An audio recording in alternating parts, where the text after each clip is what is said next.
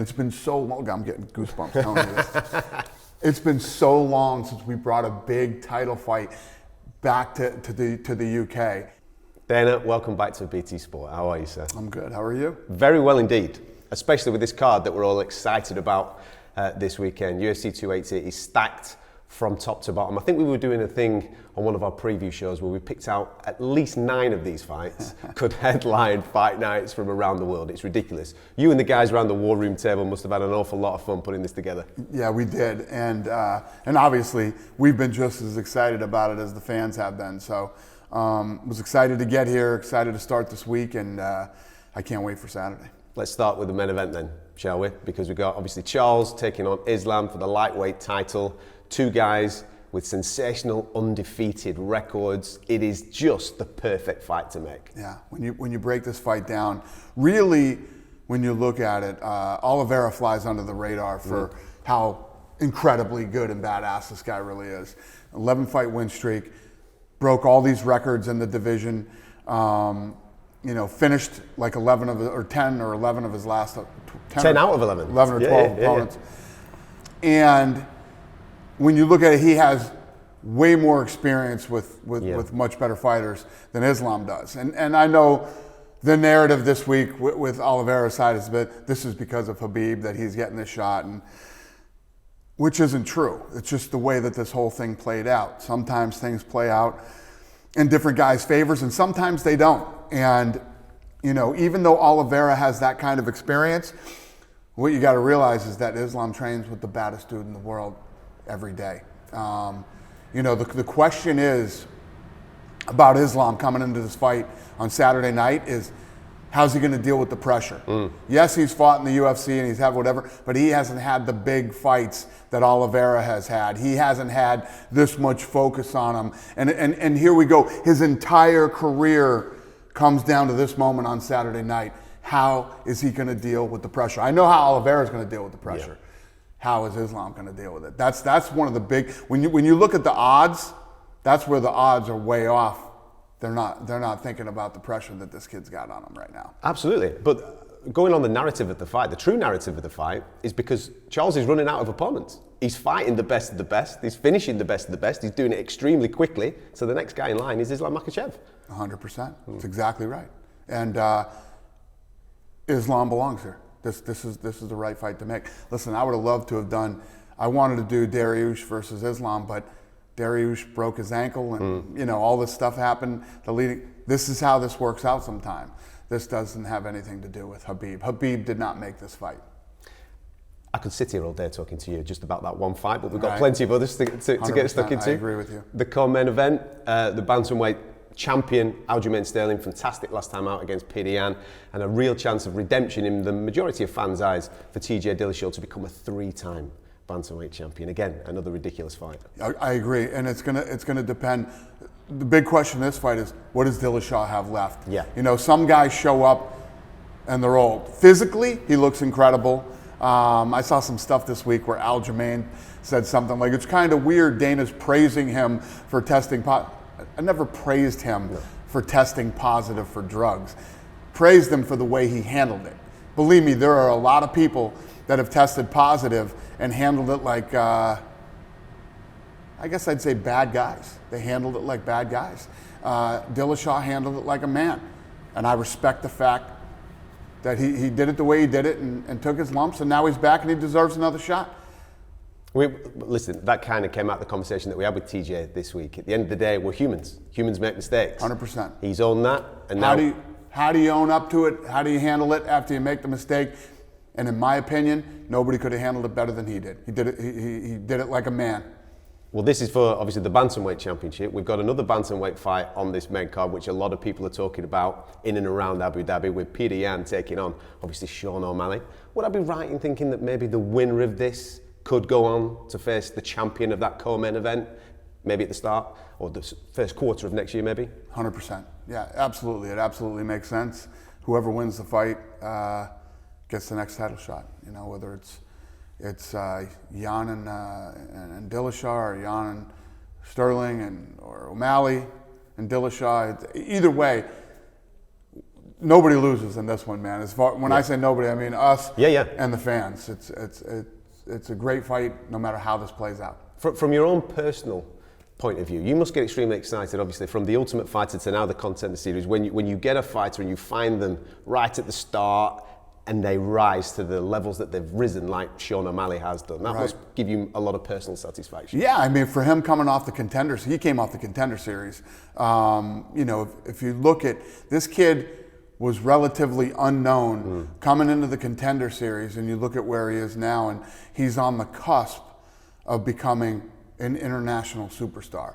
And I was saying earlier this week, you know, if you compare him to Conor McGregor and Conor's rise, you can have all the flash and flare and that it thing, but you got to win the key fights. And this is like Conor with Jose Aldo. That's what this fight is for O'Malley. Those are the three fights that all the fans are talking about. Give me one from the rest of the card. Damn right. I mean, is that the one? Yeah.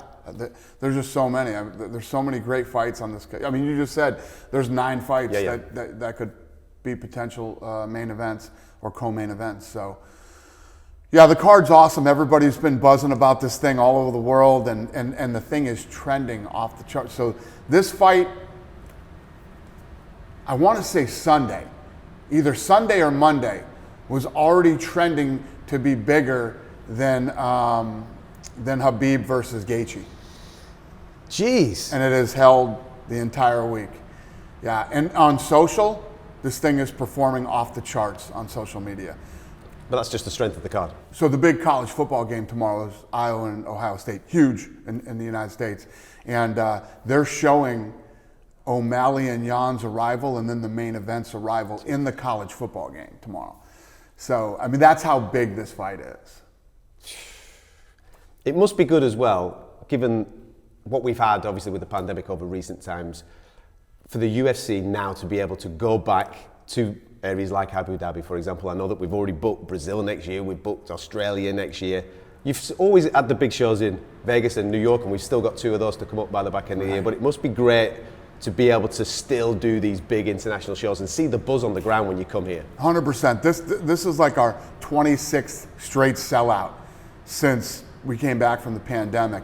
And now, going into this next year, all these other territories are starting to open up that we haven't been to in a long time. Canada will be on the list too. So me and my crew have had so much fun this year with all the events that we did and the energy and the buzz and the excitement and the success that they've all had. It's going to be even bigger next year. So yeah, I'm looking forward to it. Well, with that in mind, I've got a favour to ask, if that's okay. Obviously, you're going to come back to England at some point. We're coming back to England with the rematch. Leon Edwards in his home country in England. It's been so long. I'm getting goosebumps telling you this. It's been so long since we brought a big title fight back to the UK, and we're going to make that card look like this card. And I'm so excited because you know how much I love the fans in England and the UK and the whole. I still got look at my goosebumps. Anyway, yeah, I'm pumped. Yes, we will be back in England. Well, that's good to hear, and it's good that the title fight will be on UK soil as well. But I've got something for you, right? Yeah. I know that you love the O2. I love the O2. The acoustics are beautiful. Yeah. And it just lends itself for a great fight night. We will smash your live gate record if you put us in a stadium. 60,000, easy. The British fight fans will come out big time. I want to do it, but what stadium do I do it in if I don't do the O2? You could do it at Tottenham Hotspur Stadium. That'll do 60,000. I could do a roof in Cardiff. I need a roof. Okay, we could do that in Cardiff. Cardiff, South Wales, 60,000 with a roof on it at that time of year. Fight's going to be Jan or Feb. We can't be screwing around in England, and can't screw around in England without a roof anywhere with doing fights. I mean, let's face it. It rains most of the time there. I get that. And it's freezing. We had to refuel in Shannon, Ireland on the way here. I said, I'm going to get off the plane and freezing out. You know what I mean? It was freezing out. It's October and it's freezing already. So I want to do a stadium. You're saying in London, I could do a stadium in London? In Cardiff, which is about 100 miles, 150 miles that way. And you think that if I do it in a stadium in Cardiff, yes, we sell out. Easy. Like that.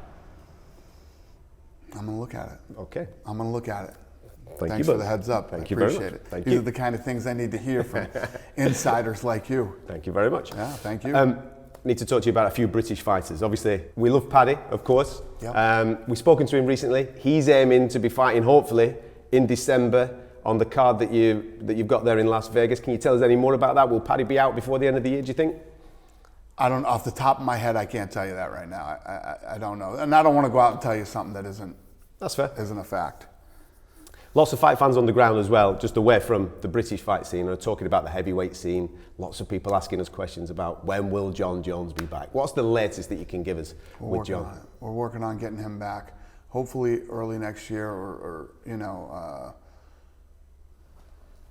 the spring. And again, from a UFC point of view, to have Jon Jones back, especially at heavyweight as well, what many people would say is the blue ribbon division is again another thing to look forward to over the next couple of months. Yeah, and it's just an addition to the legend of Jon Jones. You know, Jon has been a difficult guy to manage and deal with over the years, but at the same time, I respect the talent, the brilliance, and if you look at what that guy was doing at the time that he was destroying people, yeah, it's even more impressive, I would say. You know, not as a business and as whatever, but the guy is one of the greatest athletes of all time. You know, and unfortunately, a lot of his greatness will be blurred by, the outside the octagon stuff that happened. But realistically, when you look at him and we talk about him being the GOAT, he actually might be one of the greatest athletes ever. Think about that. No, Think about what he was doing. That run? At the time that he... And who he did it against? It was unbelievable right. what he did. And he was destroying people, like making it look easy. Yeah. Yeah, it's fascinating. Just final one. We saw in the last 24 hours that we're hopefully heading in the direction of being able to do Paulo Costa and Robert Whittaker in the middleweight division. We were on our show talking that maybe that could be a possibility for Khamzat, Paulo Costa being. Yep. Will Khamzat's next fight be at middleweight, given what happened last time out with the weight cut? And if so, have you got a plan of who that might be against? Khamzat wants to fight at 170. Okay. I'm going to give him one more opportunity to fight at 170. He needs to deliver and make the weight, and I would love to do that fight in England too. Ooh, that's tasty. I'm telling you, I'm going to bring a badass card to England. The English fans have been incredible. They're so fun. They bring such great energy to the place. And then finally, when Leon Edwards won that fight, I literally walked right in the back and said, "We're going to England, boys." I said, "Move this whole schedule. We're going to England." Yeah, so England deserves this, and Leon Edwards deserves this, and I'm excited. I can't wait. I don't need any more. I'm pumped, man. Thank you so much. Thank you.